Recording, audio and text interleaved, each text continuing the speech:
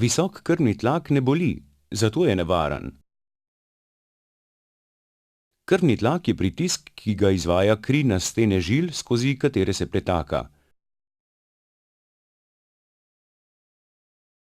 Krvni tlak ima dve različni vrednosti, in sicer zgornjo, ki jo imenujemo sistolični tlak, in spodnjo, imenovano diastolični tlak. Sistolični tlak nam kaže vrednost tlaka v času sistole, krčenja srca, diastolični tlak pa v fazi, ko srce miruje.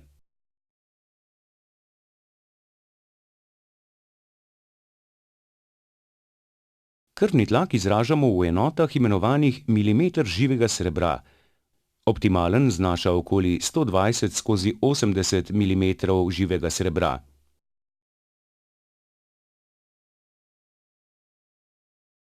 O povišanem tlaku govorimo pri vrednosti 140/90 ali več. Zagotovo ena sama meritev povišanega krvnega tlaka ni osnova za preplah. Nas pa vsekakor opozori na to, da si tlak pogosteje izmerimo in smo na vrednosti pozorni.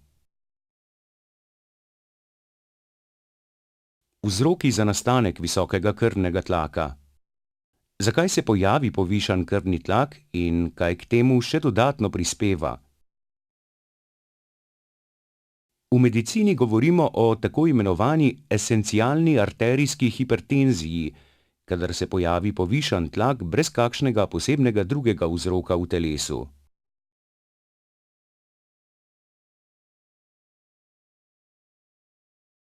Navadno se to zgodi po 45. letu in pogosteje pri moških ter osebah, katerih starši imajo povišan tlak. Dodatni dejavniki, ki prispevajo k dvigu, so debelost, prekomerno uživanje slane hrane, alkohol, kajenje. Vsekakor pa naj omenim kot enega bistvenih dejavnikov stres. V današnjem hitrem tempu življenja je namreč stres izjemno pomemben vzrok, povod za številne bolezni, tako akutne, še zlasti pa kronične. Stres namreč močno dvigne nivo adrenalina in drugih stresnih hormonov v telesu. Adrenalin povzroči stisnjenje, kontrakcijo žil in tudi pospeši utrip srca. Posledično nam tlak v žilah naraste. Tudi pomanjkanje gibanja, predvsem aerobnih aktivnosti, hitra hoja, tek, kolesarjenje, plavanje, planinarjenje in druge oblike vadbe, močno pripomore k dvigu tlaka. Bistveno redkejša je sekundarna hipertenzija, pri kateri je zvišan tlak posledica kake druge bolezni v telesu. Zoženost ledvičnih žil, bolezni ščitnice, nadledvične žleze.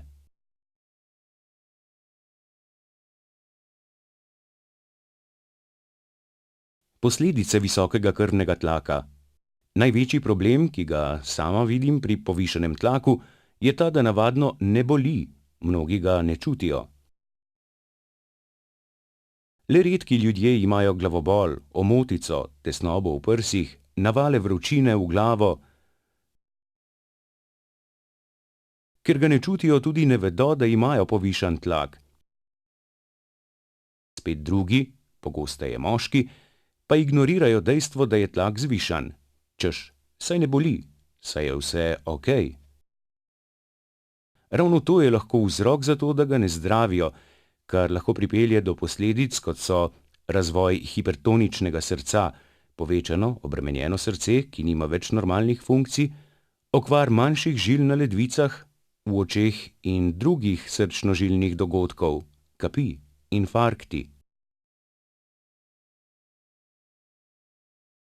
Osebna odgovornost za opustitev slabih navad.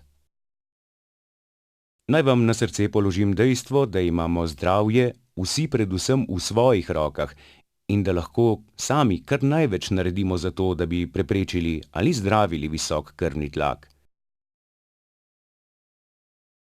Danes lahko greste na dolg, sproščujoč in osvežujoč sprehod in se vprašate, kaj v vašem življenju je tisto, kar vas bremeni in bi lahko začeli spreminjati. Kateri odnosi, ljudje vas podpirajo in obratno? Katera hrana me lahko podpre in kaj bi bilo dobro, da opustim? Predvsem pa opozarjam, da poiščete strokovno pomoč in podporo ter ne ukinete zdravil, dokler imate povišan krvni tlak. Vedno obstaja rešitev.